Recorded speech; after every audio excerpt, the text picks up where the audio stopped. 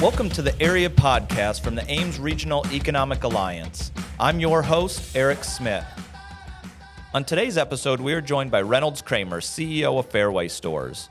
With nearly 140 locations across the Midwest, Fareway continues to grow while staying true to its core values. We talk about leading through change, decision-making, and what it means to serve communities. This episode is presented by Flynn Wright, Iowa's premier full-service advertising agency, serving clients from coast to coast for over 40 years. Experts in crafting stories that sell, Flynn Wright prides itself on helping brands drive performance and stay one step ahead. Reynolds Cramer, CEO of Fareway Stores, thank you for being on this episode of the Area Podcast. How are you? Eric, I'm doing great. It's been a rainy morning, but the sun came out. You know, that it's funny. That always seems to be a theme. I feel like we start several episodes with, oh, it's raining today. I don't know, but maybe it's a good sign. Well, thank you for coming on. I mean, Fareway Stores, I mean, you've been part of the organization. I mean, can I say your whole life? Sure. Yeah. That feels accurate to me. Yeah. My 42nd year I'm in right now. It feels like my whole life. Because obviously I look very young. So it started, when I was 4. But 42 years with Fareway thus far. We're an 87-year-old company. Easy. And Paul Beckwith, who started the company, I never met. He passed away before I was born. I wish I would have met him. I would love to talk to him now, especially. But, it feels like a long time, but yet I have a lot to do still, and things are really rolling. So. Well, let's get into, some of that. Now Fareway Stores, I'm getting close on the numbers here, you may know, but over 130 grocery stores now across 7 states. You mentioned it, celebrating 87 years, founded in 1938 with the first store in Boone, Iowa. But since then, over the past 8+ decades, we've seen this expansion, and I feel like just even in the last 3 to 5 years, I'm hearing about a new Fareway store that's either breaking ground or it's announced or has a ribbon cutting. They continue to pop up and grow, which I would imagine keeps you really busy. Definitely. I think I do a groundbreaking or ribbon cutting every other week, it feels like, which is really cool. Yeah. Because back in the day, we might open 1 store in a year, and sometimes even a few years with no stores that we opened. And we've been just clicking along methodically where it's 4 or 5, 6 a year. Yeah. We've been doing that for the last probably 8, 9 years, pretty easy. And, when you mentioned the first store in Boone, it's funny. Many people might not know this, but we are actually incorporated in Ames. Okay. And the first store was going to be in Ames, but just, I think, like a month before, this old garage building came available in Boone, and they decided to grab it, and it just happened to be then that opened, and then like a month later, the Ames one opened. Yeah. So just kind of funny. Jeez. So, this growth, I would imagine this is all by design. Does it feel a little overwhelming at times? Like, okay, what are we doing here? I would imagine you have a long gestation process on how you're vetting these sites, and then, at this point, you have a process for how you're going to develop, lay them out, open them, staff them, and then, the ball keeps going. Yeah, it has become a process and a little more systematic, if you will. So when a community calls us, which years ago we wouldn't get a call, we'd have to go search. Now we got a lot of people calling because they understand who we are, they understand our brand, they also understand what we bring to communities and to either downtowns or growth in communities. So that's kind of neat to get the calls now. But when we do, we have a checklist, and we just pretty much talk with the city and we say, here's the checklist. If you can check a majority of these boxes, we'll come have a conversation. And so, some of it has to do with population. Some of it has to do with, logistics of trucking. Some of it has to do with competition. If there's 4 other competitors right in a 2-block area, I don't know if that makes sense to be the 5th. So we've got it kind of, I would say, really dialed in, and it's been working really well. But that's taken time. So, going back to 2008 range when I kind of got involved with real estate, the idea was, okay, there's just a cheap piece of farm ground somewhere outside of town and near a community. let's go get it. And then, people figure out where we are. And as you can imagine, that's hard to do. Whereas if you pick the best corner, it is true, location, location, location, right? So I feel like maybe that's where I've changed things up a little bit, is trying to find better locations, very strategic. And then also, we changed our building too. And rather than a nice warehouse type feel building, which was great at the time. Obviously, you've seen what we've done, and our new stores look fabulous and really creates that overall customer experience. So it's definitely been a process. We've learned, and I think we've been hitting on all cylinders. And as far as the stress of it all, it's kind of like you're in a car and you got the foot on the accelerator, and if a deer jumps in the way, you pull off, but otherwise you're going. That's really what it's felt like in the last 6, 7, 8 years. But we've been having fun along the way. Yeah, well, I believe that. Well, there's a couple of things that you noted that I want to unpack, but let's go all the way back and talk about your journey. So today, you're leading this company, but I mean, you started when you were 16 years old in Boone. That's the Fareway store. And so I'm going to paraphrase a couple of your steps. I mean, you moved into store manager, you opened stores in Des Moines, you moved into the corporate office, you were part of a real estate committee here at Fareway, to help make those decisions. And then eventually, you move into a regional role, and then today you're leading it. But I mean, I share all of that in that you've done it all. I mean, you know what it's like and what it takes, not just to lead the company, but all the way from the 16-year-old that is working at Fareway today. Yeah, I think some of it too is a little bit of luck from the standpoint of just how everything went along. What is luck? It's where opportunity and preparation meet. Yeah. And so I think not everyone in the family, not everyone at Fareway has gotten maybe to do all the things I have. Yeah. And I probably wouldn't have chosen to do a few of the things that I've done in some of the areas, but now looking back, it's been great. I've been in stores that have been huge and the volume's been great and it's easy. I've been in stores that it's been a struggle and we've had to grow it. And, when people say, 40, 50 hours a week, that's a long week. I normally, starting on a Monday, I normally had that in by Thursday. And so, and for anyone out there that works 80, 90 to 100 hours a week, they know what I'm talking about. Now, you can't do that forever. Your body can't do that forever. Your mind can't do that forever. But I've done that for a few years at a time. And so I can relate when we have our store managers, market managers that are going through different struggles, different hurdles, and I sit down with them and now I'm at the stage where most of them I've never worked with. Yeah. The people I've worked with have retired or are retiring. We have store managers every few months that have been retiring lately with 40 years of service. They're the ones, my peers that I came up with. And so I sit down with a 28-year-old manager and they're going through a hurdle in their life, and be it personal, be it at the store, whatever. And they, at first, don't think that I can relate or understand or have been there, because it's it was easy for me.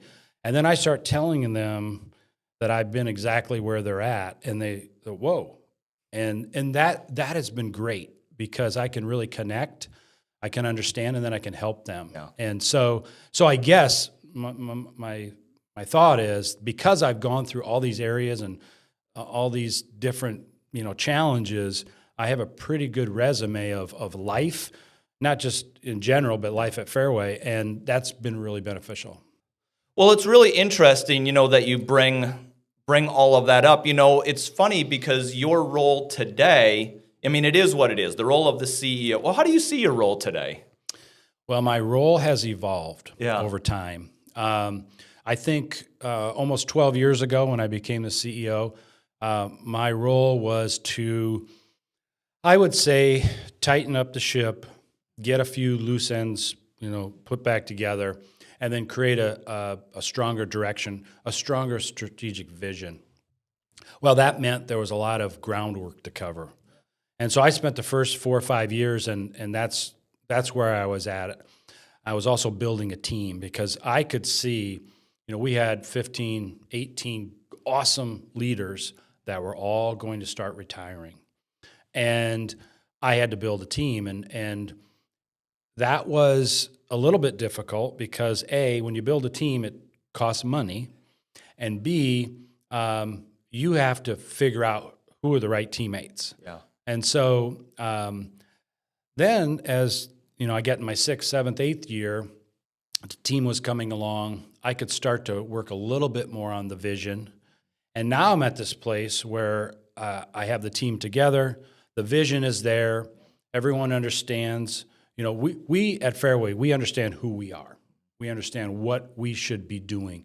We understand that we are not everything to everyone, nor should we try to be. And I think that's where a lot of businesses fail. They try to be everything to everyone. And so now I'm at a cool place, actually. I'm at that place where I can really help mentor. I can really help work with people to put them in a position to succeed and advance in the company. And once again, in my experience, talking to a lot of leaders, I don't know if many leaders are in that spot yet. Most of them are dealing with big fires, not little fires, big fires. They're dealing with trying to overcome things, or trying to maybe get more sales, or trying, whatever. Whereas my job really is to work myself out of my job.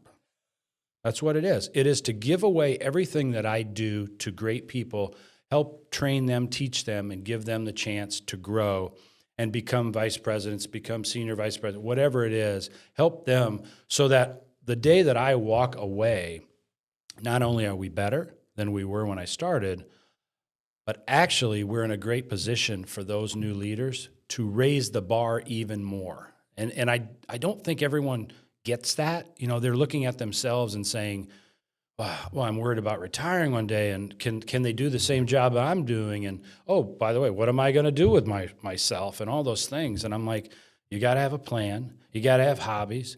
You got to be, doing things with your grandkids or whatever.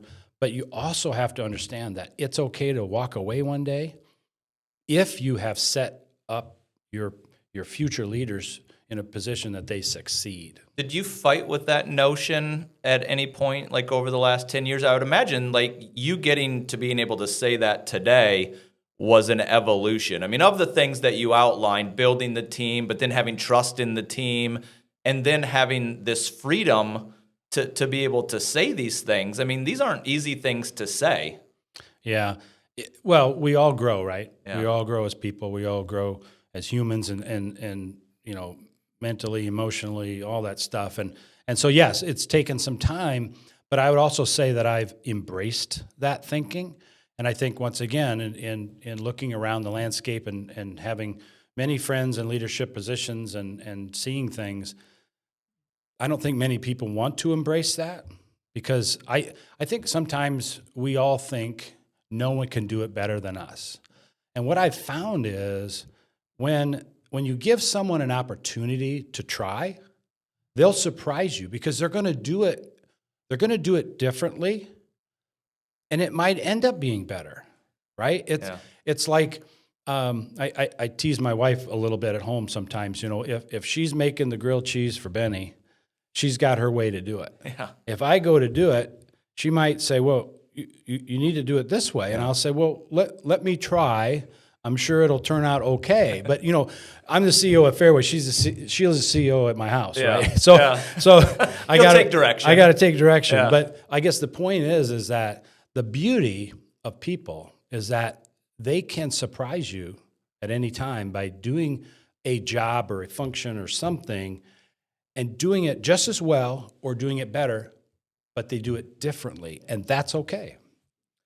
So we've talked about Fareway's growth, and we've talked about, your last 10 years leading the company, and as it continues to grow, how do you stay grounded with having that community feel? Because, I mean, you've articulated, like, that's important to Fareway, and you go into communities, and, you want to check certain boxes, but as you continue to add more stores, how does that culture stay within the company? Yeah, it's tough. Yeah. I think what I've said to my team is as we grow and we get to an 8th state and a 9th state and we get to 150 stores and we get to 200 stores, it's hard. It's hard to kind of wrangle all of that. And at the same time, it is difficult to sometimes think, well, hey, I'm a pretty big player here, right? I mean, but I always feel like the way you get things done is kind of that old school mentality of handshakes, good conversations, and not thinking you're better than anyone. A lesson I learned and heard about a long time ago from my dad was, when that customer comes in and they're wearing kind of, raggedy clothes and they got a dirty shirt on or something, don't treat them any different than that person that walks in that's, all gussied up and looking really good. Because that could be a farmer that took a break that owns 4,000 acres of land. Right. And can afford all the groceries they need. And so I guess my point is to stay grounded, I think is so important, because when you lose touch, when you become Hollywood and you don't understand what's happening in the real world anymore, that's when you lose everything. What practices do you have to continue to stay connected? Well, I appreciate the relationships I have in every community that I've been in. As an example, I lived in Ames for 18 years. It's been 3 years ago that I moved to Norwalk. Various reasons why all that worked, but it was a good thing. It's been great for myself, my family, etc. Found a great church that we're involved in. We've got all kinds of things going on down there. And yet at the same time, I feel really good about what I left in Ames, because I feel like I was, a contributor here, and I still am in Ames quite a bit. I've got a couple kids that still live here, and Ashley, she turns 26 today, so I'm going to go see her for lunch. But I feel like I still have good connections. I'm no longer on the board here anymore. Yeah. But Scott Kinney replaced me on the board, and so. It's just, once again, keeping those relationships open. I was on a call yesterday, and I've been very blessed to get involved in a lot of different things. And the governor asked me to be on our DOGE task force, and so I'm the chairperson for the workforce committee. And yesterday we did a call, and John Hall was who we spoke to over in Marshalltown, who John was here in Ames. And so I knew John, and the rest of the people on the call did not know John. And so I was able to have a great conversation with him, and it's great to see how he's in charge running things over there and doing a great job. So it just goes back to relationships. Well, it is interesting because, when you were on our board here in the executive committee, and we saw you very regularly, and I actually have been very pleasantly surprised that how often I do run into you just at various events. I mean, it feels like you're everywhere all the time. Yeah. Maybe you feel that too. If you ask Sheila at home, she'll say yes, I'm everywhere. I don't know. I think it's just part of who I am. Sleep's overrated, so. Ashley's 26, Zoe's turning 21, and then Benny is 7. So when you have a 7-year-old at my age, yes, you gotta, your 4 hours of sleep every night that you might get is really important, and yet you got to keep going. So I'm typically in a different community, a different state, almost every other day. It seems like doing something somewhere, and that's good. So.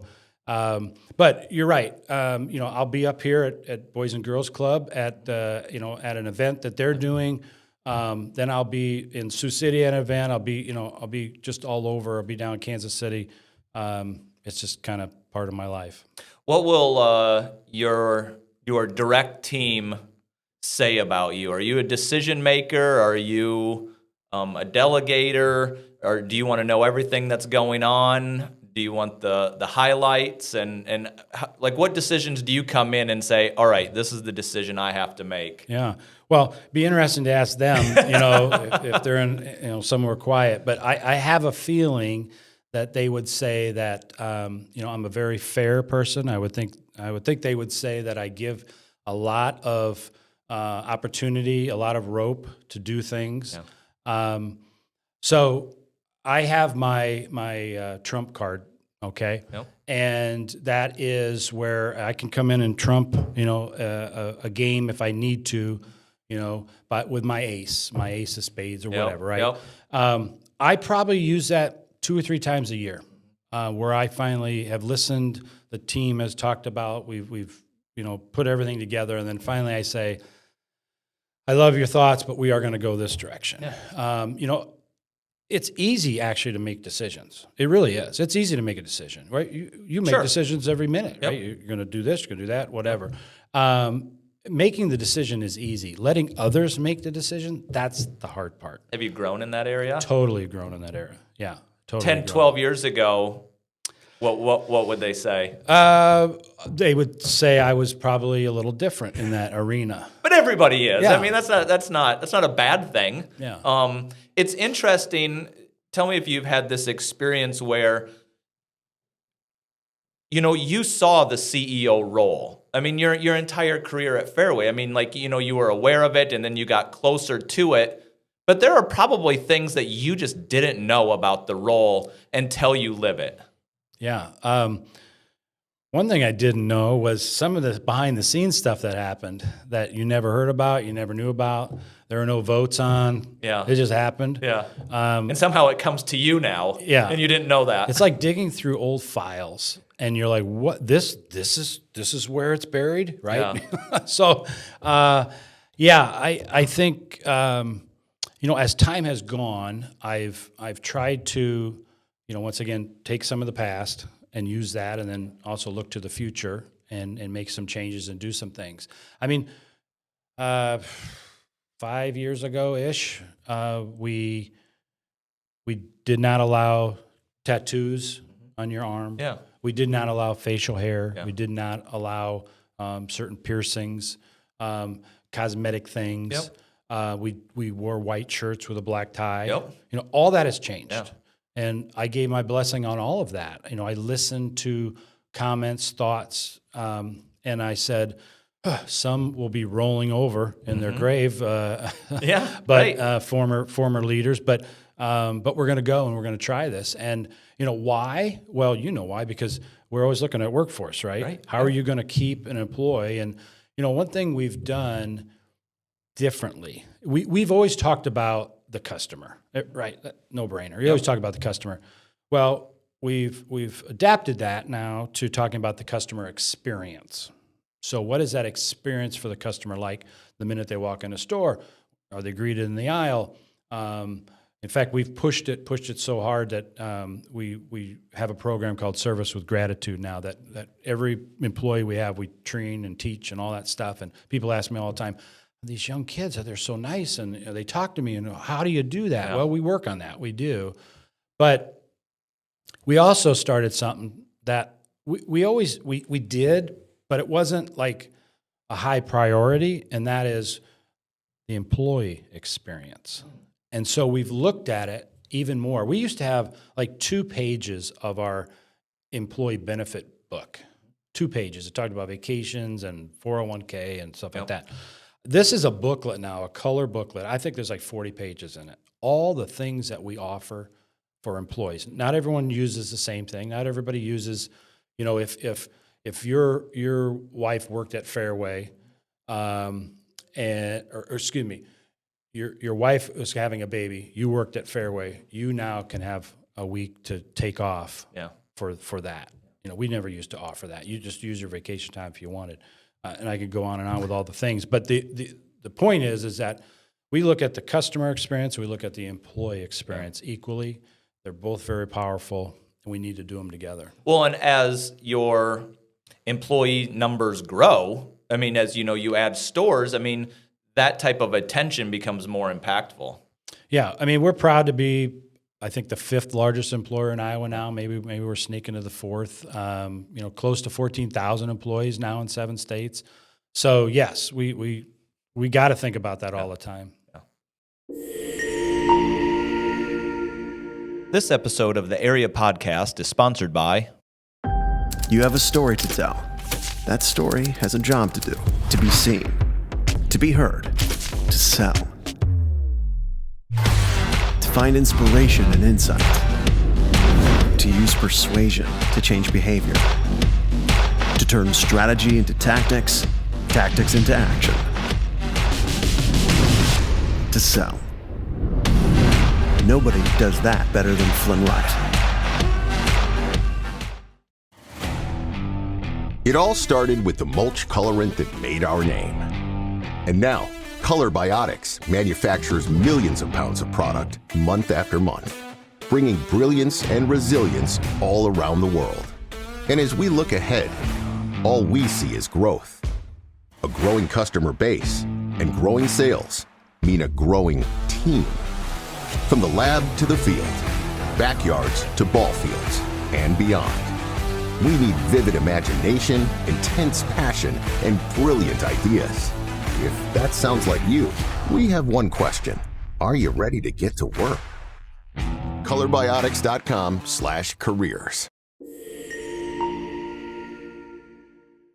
All right, Eric. So as we get started and we keep talking about things, it's time for a commercial break. So Heartland Steak Co. That's right. You go to Heartland Steak Co. right on the internet. Just pull it up on your phone if you want to. It's pretty beautiful. Order a Fareway ribeye that we cut, just like in the meat department. Send it to any of your friends in all 50 states, even Hawaii and Alaska. Give it a go. I hope I get more of that. I did not see that coming. I love it. Well, go to Fareway, people. I mean, I'll co-sign on all of that. Thanks, Reynolds. So, in the fairly recent past, you had to make the decision. When we talk about decision making, you made the decision to move the corporate headquarters from Boone to Johnston, and I've heard you talk about it, but I also wanted to kind of touch on it here too, because I've heard you talk about the reasons why and how impactful that was. I mean, it makes sense for a growing company, but I just wanted to tee up that conversation just so that we can talk through that as well. Sure. Well, let me start off with a question, because you've been there. Yeah. You've been to the new Johnston HQ. What'd you think? I love it. It's great. I mean, you can understand now, right? Yeah. And I think when it's talked about, it's hard to envision and understand the why.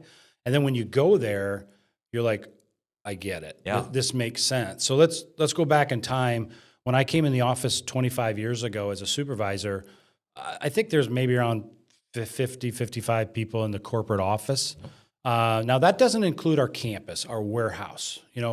Our campus right now, over 1.5 million square feet of warehouse space, over 100 full semis that we own and maintain. We build produce tables, we paint things, we have electrical, plumbing. I mean, we do all these things. It's all in our campus in Boone with well over 600 employees. Yeah. None of that's changed. Right. In fact, we continue to invest, and we can talk more about that. Yeah.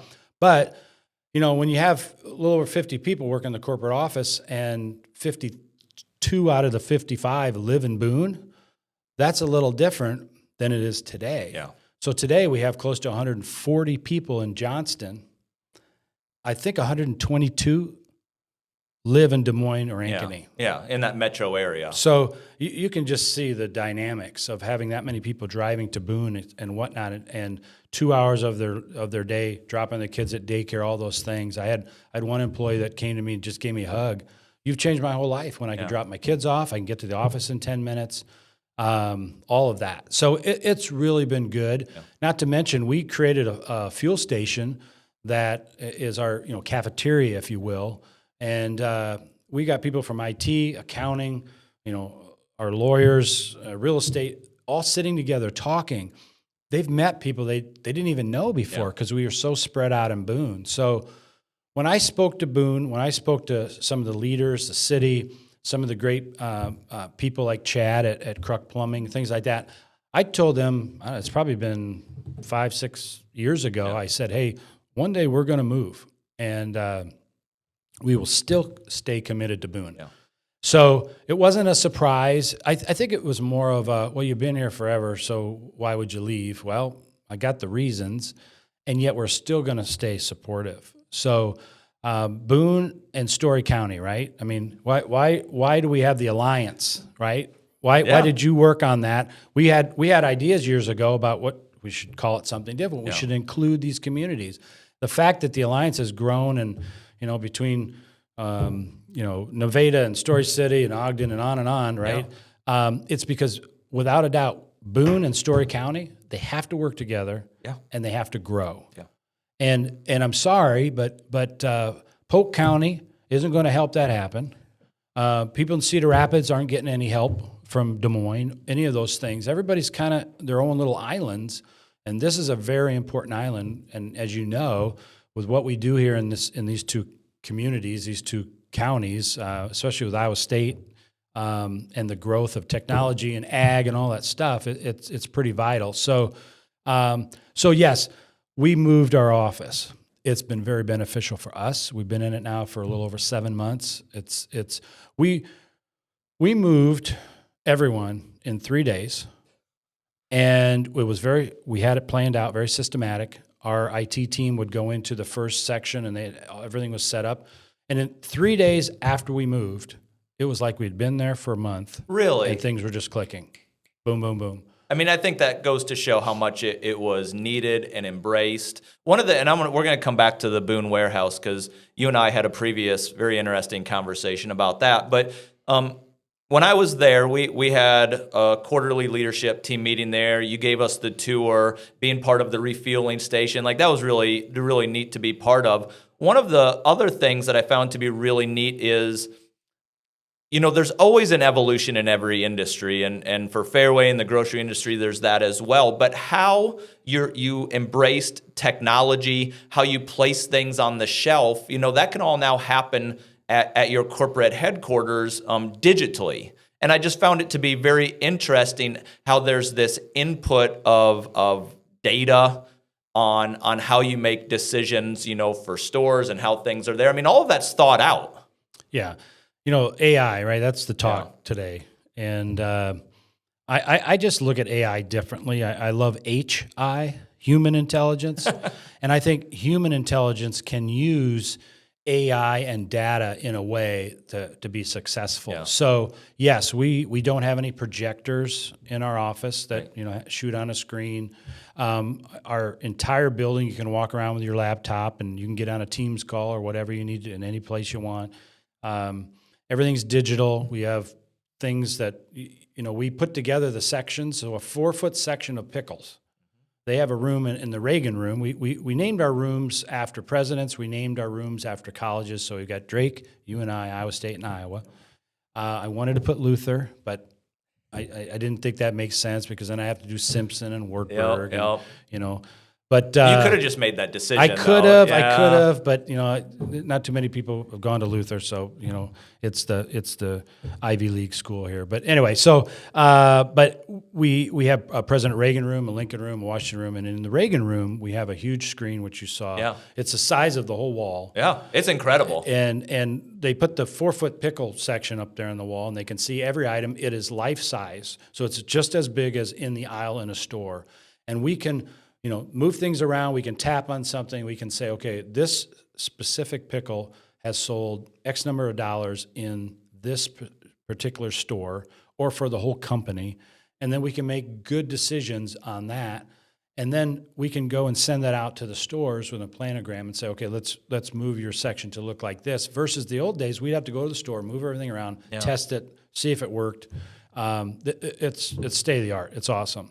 I mean, it was really incredible to see happen. I mean, it was fun. There were members of your team. I mean, they were poking on things and saying these exact same things. And it's all, I mean, is this real-time data? Real-time data, yeah. I mean, that's nuts. Yeah, it's and once again, so we can let AI drive some things, but AI isn't going to put a box onto a pallet. Right. Correct. Right. AI is not going to go out and make sure the store makes a change in a planogram, but AI can be used in a way to run that data quickly and gain things, and then it still comes back to HI, human intelligence. Yeah.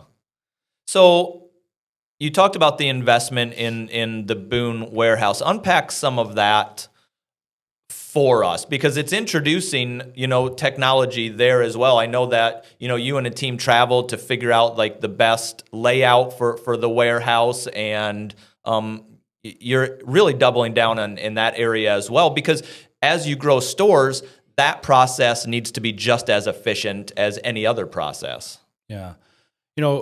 What we've tried to do, and probably a little differently than most, is when we're going to make a major change, we try and really vet it, really understand it. Sometimes we're last to the change, and that's okay. We want to make sure we get it right.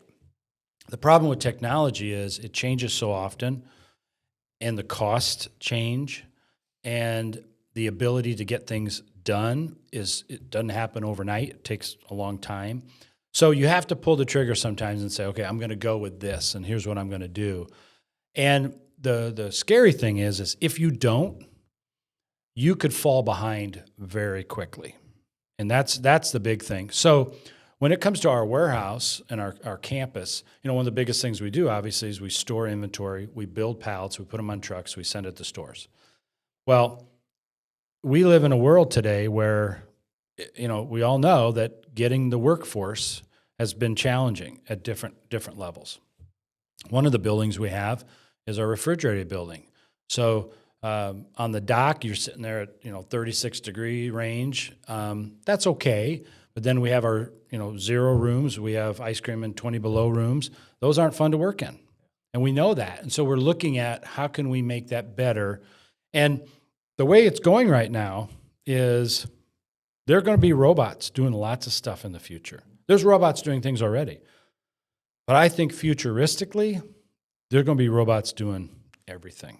I think what's going to happen is one day getting a job for a human being to get a job will be very difficult. Whereas today, it's hard to get a human being at a job, right? So there's a shift. I think there will be a shift because companies can't afford to be out of business.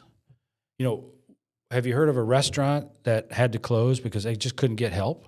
Or the restaurant changes their hours and they only open 3 nights a week because they can't get help. Yeah.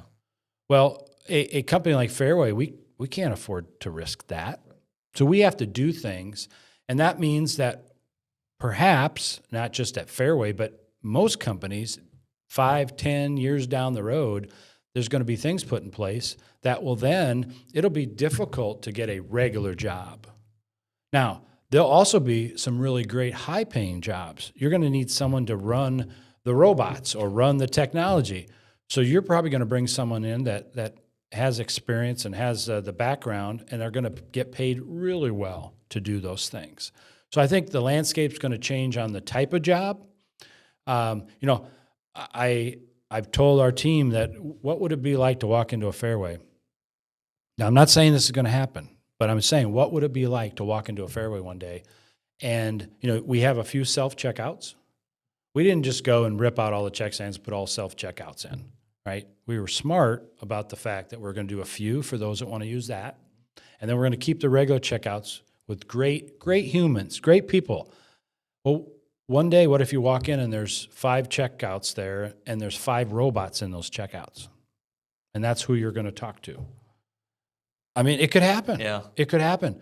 There's places in New York City that you go and get a pizza and there's a robot making the pizza. Really? There's car companies that have robots that are going through and scanning the cars for, quality control. Just Google robots doing stuff. Yeah. You'll see all the things that are happening today and what is going to happen in the future. Does that feel odd to you? I mean, you've obviously, done learning and research into this. That's probably not far off, though.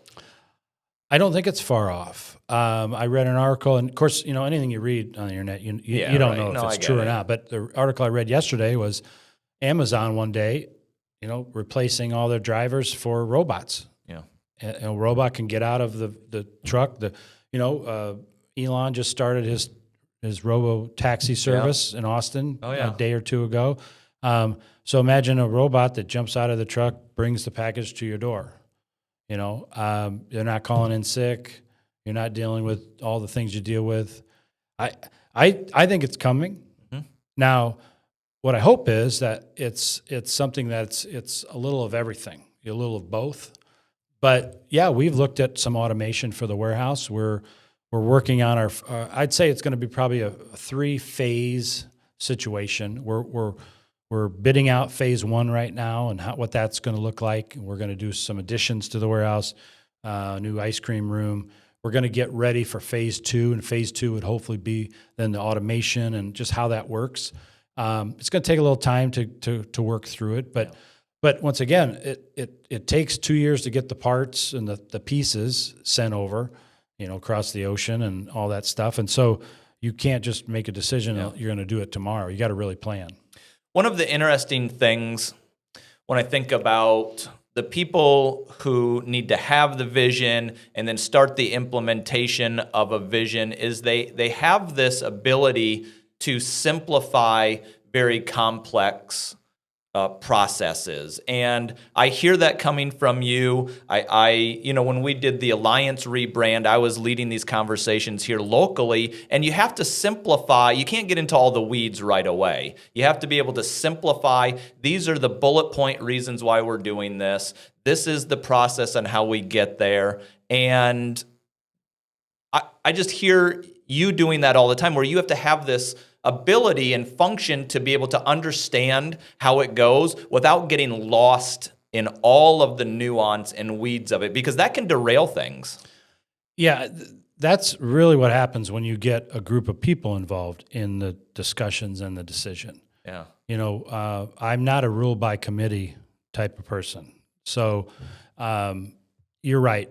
You get too many thoughts, too many voices. I want it to be pink. All these things. Oh my goodness. Let's just stick to what we're dealing with now. We'll figure out that stuff when we get there. Yeah. So that's probably where I differ from some, and that's probably where I butt heads a little bit with some, is just the idea of that. The weeds are deal killers. Yeah. They really are. They make things just go on and on and on. Do you make decisions then before the weeds at times? I think the idea is, the weeds are there. I need to understand just a couple things, and that is, what are we trying to achieve? Is there a road to get there? And are there any huge landmines? Is there a deal killer? Yeah. That's really all I need to know. And then the team can deal with the weeds and all that other stuff, right. The minutia. It's like, okay, we're going to buy this building, So we Brothers Markets came to us, and they wanted to sell us some of their markets, and we picked up Denver, north of Cedar Falls, Waterloo, and then we picked up Lisbon by Mount Vernon. We had that walk through 9 months ago, and I'm going through checking the boxes in my mind. I walked away and I said, okay, these look good, but I want to know about the deal killer. And there were no deal killers. And I said, okay, we're going to do it. And we opened both of those stores in July, here in a few weeks. And we've already gone in, gutted the inside, put in new shelving, a new meat case. Yeah. Boom, boom, boom. And I let the team deal with the weeds of this little problem here. We got this here. Doesn't matter to me. Because that's their job. That's their job. Yeah. And quite honestly, people do their job really well when they know the mission. Yeah. They understand what to do. I joke a little bit. I have a lot of times where one individual at my company who I have a great deal of respect for, but Steve drives me crazy sometimes. And he will tell me, you can't do that, whatever that is. You can't do that. And I'll say, no. You don't understand, Steve. We're going to do that. Now you got to tell me how I can get it done. The right way, the legal way, the whatever way. How can we get it done? Okay, we'll figure that out, right?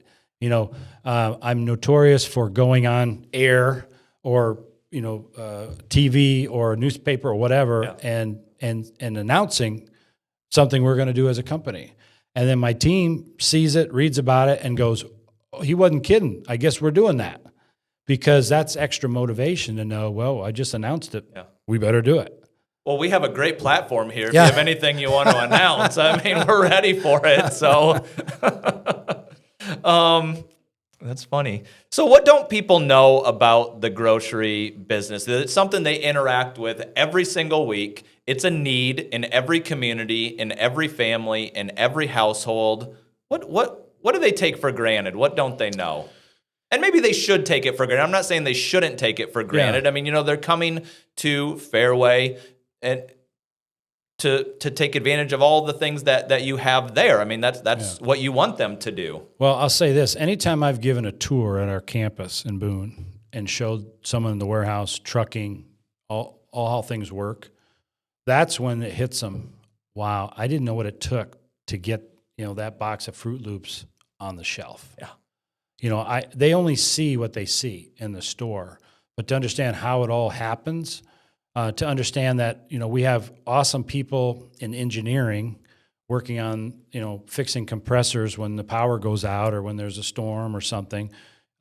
We've got amazing truck drivers that are driving through blizzards that are hitting deer and different things along the way, have crazy drivers in front of them. I should show you the video that we show every time we have a trucking meeting of all the top highlights, because, we have dash cams on everything. We video everything.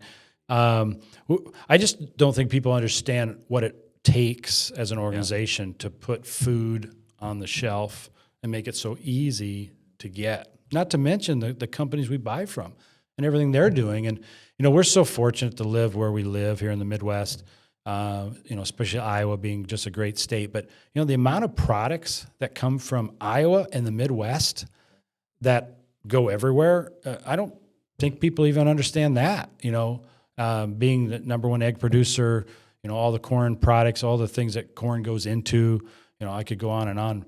We've got great cookies, barbecue sauce from Speed and a few others. Got a great one in Algona but just a lot of great products. So it's really the understanding of how do the customers get all that stuff? How does Fareway get all that stuff? That's probably the biggest thing that most people don't understand. Yeah.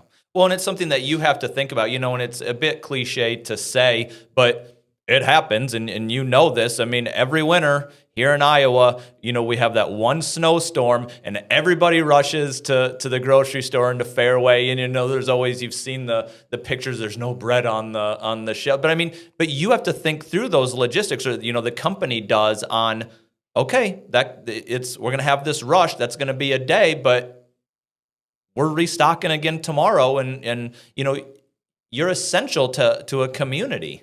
And when it's working well, it's great. It's when those variables change, even for the slightest moment, you have to have those contingency plans. Yeah, I mean, we are essential. I go back to COVID, and you've got the great doctors and nurses and everyone in the medical and police and fire and EMTs and all that. They're the true essentials, obviously. And then the next tier, I like to think it's us and a few others. And we were there obviously for day in and day out during COVID. But I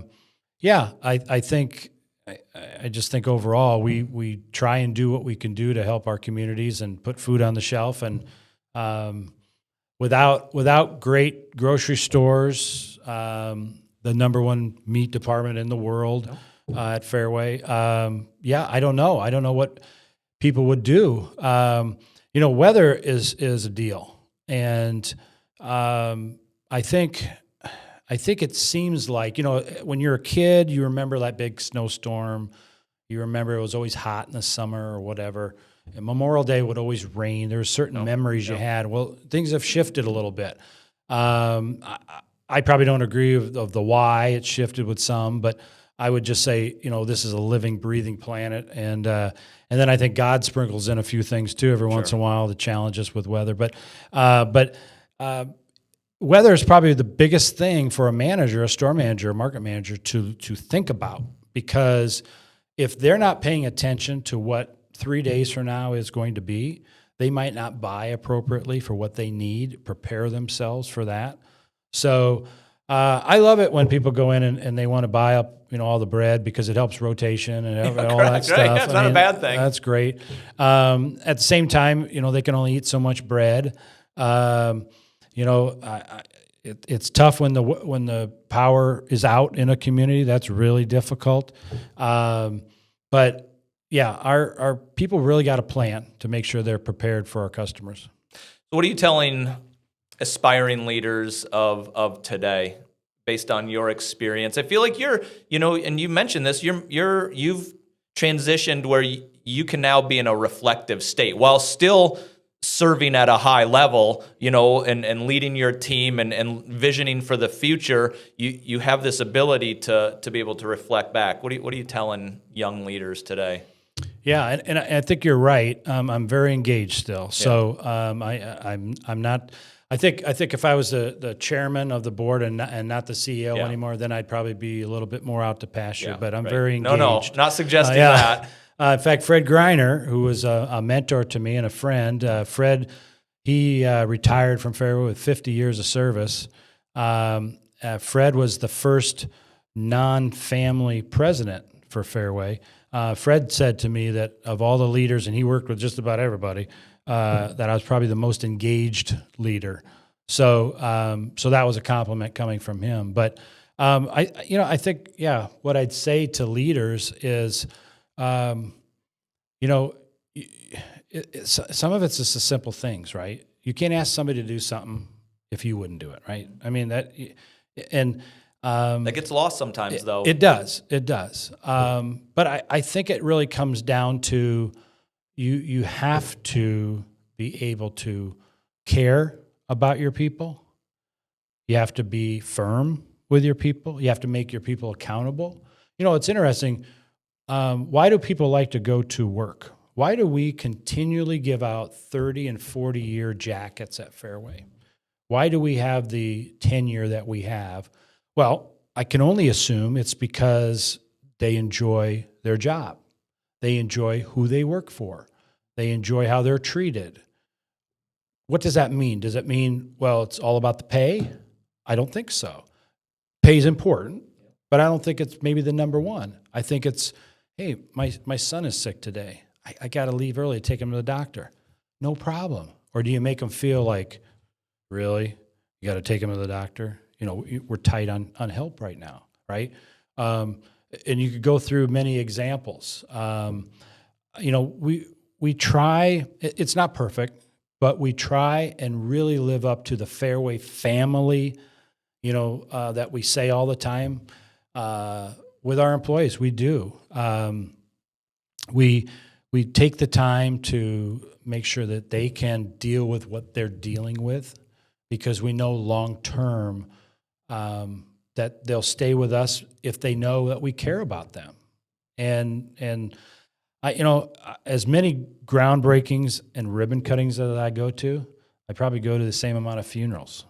I go probably to the same amount of hospitals to see and talk to employees and their families.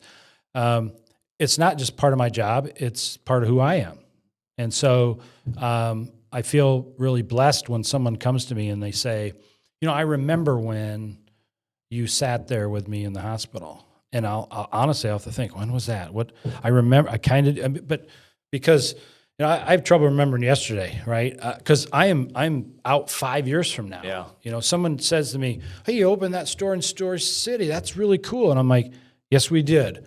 I can't even tell you when we did it, but I'm working on something in Kansas right now." Yeah, right. So yeah, it's just kind of where my mind geography is all over. Yeah. You have a professional win from the last week? Yeah, I do. Actually. It's interesting you ask. Last week we brought our team down to near the Kansas City area, and we went on a retreat. This is our third retreat.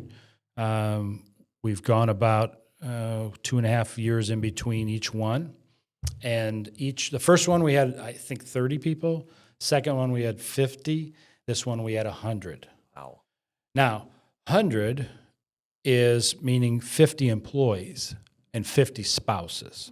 Every one of these retreats, I've made sure that the spouses came. Even though it's difficult to get away from the family, get away from the jobs, all the things, I've really impressed upon that, hey, want the spouses there. And it's interesting, when they're there, they realize, it's actually nice to get away from the world and everything going on for a day or two. And I think they've appreciated it, because there's a lot of functions that we go to, right? You go to a lot of things, and it's always the same people and never a spouse, and the spouses are at home waiting. And I'm pretty sure most of the decisions made in the household, the spouse is part of those decisions. Why should they be left out? So my win was getting back the comments after that retreat that I did, both on a personal nature and then also on a business nature of just how it went, what they thought. I had one employee that said to me, "This changed my life." I didn't, and it was her first time there. Every time we've added new people, and they said, I created new relationships with people in the different departments I never talked to. My spouse felt like she was a part of this. I felt like you cared about me, all these things. And so, yeah, that was a pretty cool win. You don't need to quantify that, but stuff like that's going to pay off for the company. And you know this, and that's why you do it. Well, Reynolds, thank you for being on this episode of the Area Podcast, CEO of Fareway Stores. For those of you listening, we would sure appreciate you subscribing and continuing to share not only this episode, but our other episodes with your family and friends. This is the Area Podcast from the Ames Regional Economic Alliance, Personal Stories, Professional Journeys.